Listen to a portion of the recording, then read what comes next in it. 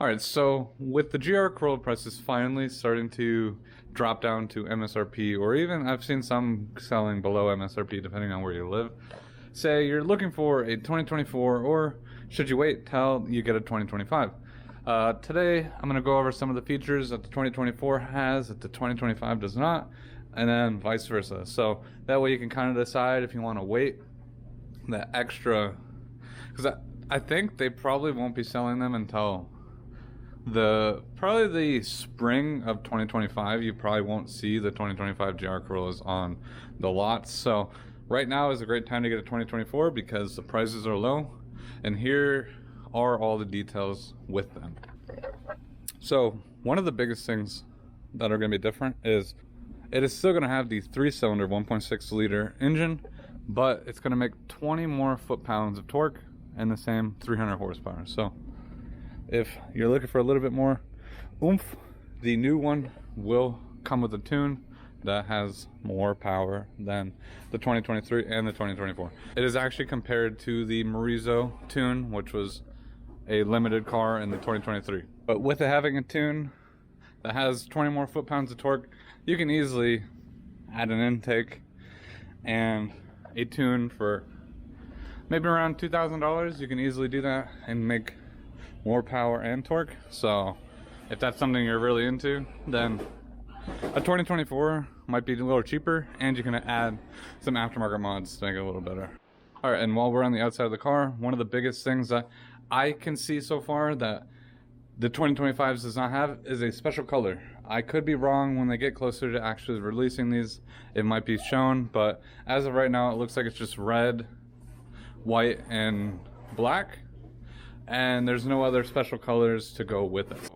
So if this blue color is what you're looking for, the 2024 Circuit Edition is the only color that you can get this in. And then the 2023s, the Circuit came in a gray color, but then they introduced that in 2024 for the premium model as well. So you could kind of get that, but this blue color is limited to only this 1 year. So again, color wise, there's no special color as of right now that Toyota has announced for 2025 on the special colors for all the trim levels. And then while we're talking about trim levels, they also got rid of the Circuit Edition. The Circuit Edition obviously came with the carbon roof, forged wheels, and then a lot of other cosmetic stuff that they included. And now for 2025, the Circuit Edition is completely gone, and they have a Premium Plus version, which comes with some of the things like a carbon fiber roof, but it does not come with a rear spoiler. So they do have a different spoiler, but it's not as aggressive as this one. So if you are looking to have a more aggressive spoiler for your car, the Circuit Edition comes with a more sportier addition to that. So but they do offer other trims, which I believe is just the Core, the Premium, and the Premium Plus. So the Core is very much the same as the 2023s and the 24s. The Premium is more of what you were getting for the 24 Premium. It just came with the upgraded interior, and that was it. And I think this 2025 is going to be the same way. It just has the upgraded seats and interior pieces, as well as some gloss trim, rather than the Core comes with just the matte color trim.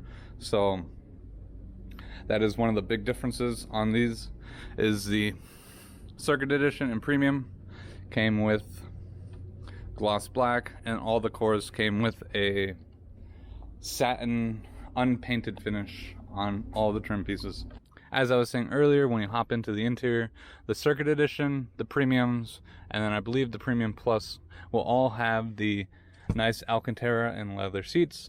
2025, you only looks like you're getting red stitching as the 23s.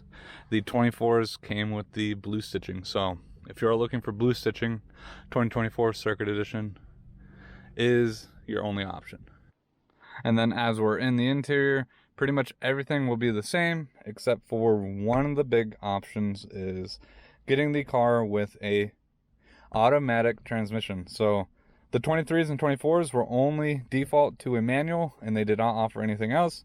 25, they're offering a 8-speed direct transmission, auto direct transmission, or something along those lines. So supposedly it's going to be faster, and it's going to be performance orientated, so it's not going to be tuned like a normal Corolla. It's going to be tuned for obviously like track use and stuff like that. So, but that is one of the big options that you're going to get with a 25. So if you are somebody that doesn't like driving manual, or you want the option to have a automatic, just because say you're in stop and go traffic a lot, you can get the automatic. That'll help save your foot and your clutch leg, so you're not always having to press the clutch in and do stuff like that. So, but with me, I think a true hatchback should always be, or a true hot hatch like this car should only come in a manual. Let me know down below if putting an automatic in here is going to make things worse for Toyota, or whatever you think. Obviously, it opens the market up for more people to get a car, because some people either can't drive a manual or just don't want to drive the manual because they daily their cars. But that is one option you're going to get in the 25s that you are not going to get in the 24s. Obviously, with them getting rid of the Circuit Edition, they made up for it by making the Premium Plus, which is kind of like the Circuit Edition, but you obviously don't get the styling of it, and you also don't get the limited availability of these.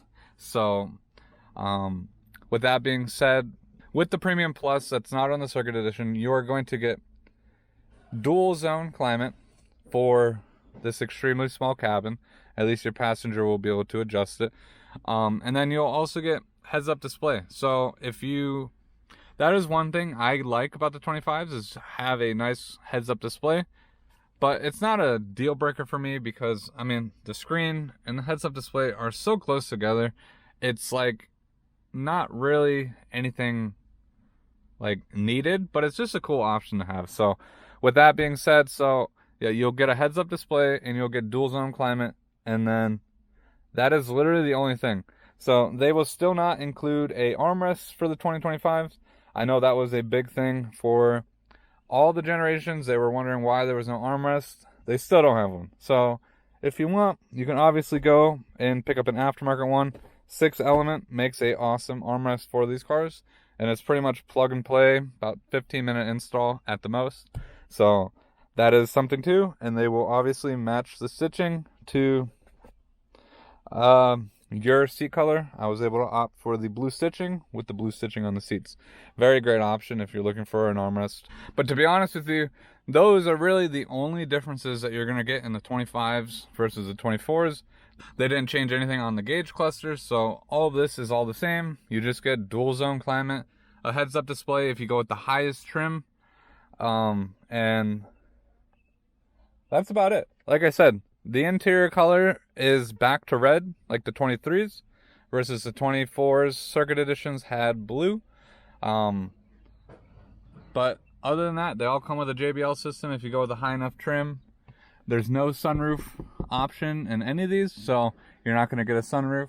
You're still going to get the nice Alcantara seats and the higher end trims, and everything's going to be the same. So biggest change, obviously, is the power bump, and that's going to be for all the trims. And then for all the trims as well, from what I'm understanding, is you can option them with a automatic transmission. So, but with all that being said, what do you guys think? Is it worth going from a 24 to a 25? Or if you don't have a GR Corolla at all, do you think it's worth the wait to get a 25 to get those little bit of updated things? So another big thing that they're changing on the 25s is all the rear suspension, I believe, is getting upgraded and changed. New control arms, stiffer springs, and stuff like that to help this car corner and launch better. So if you think those are worth the upgrade, then that is something too that they're upgrading underneath the chassis. Is they're doing a little bit more suspension to get this thing to drive a little better and corner a little better. Which, I mean, to be honest with you, this car drives and corners amazing already with how it is, but I couldn't imagine it being better than what it is now. And one of the other big things too is you're not going to get the hood vents anymore. I think they did change the design, or they're up to something with the... There's been leaked pictures of the... I believe everybody's calling it the German GRMN, or it's like another Morizo that they're coming up with that has a slightly different hood design, slightly different everything. And one thing I forgot to mention too is the 25s are getting a facelift. So the facelift, it's somewhat growing on me, and the more I look at it, it's more of the... If you know the Corolla sedans, it kind of has that styling to it. So the styling of the sedan kind of went to the new 2025s. Not really a big fan of it, but it's to add a cooler and transmission cooler to help get a little bit better cooling on these engines.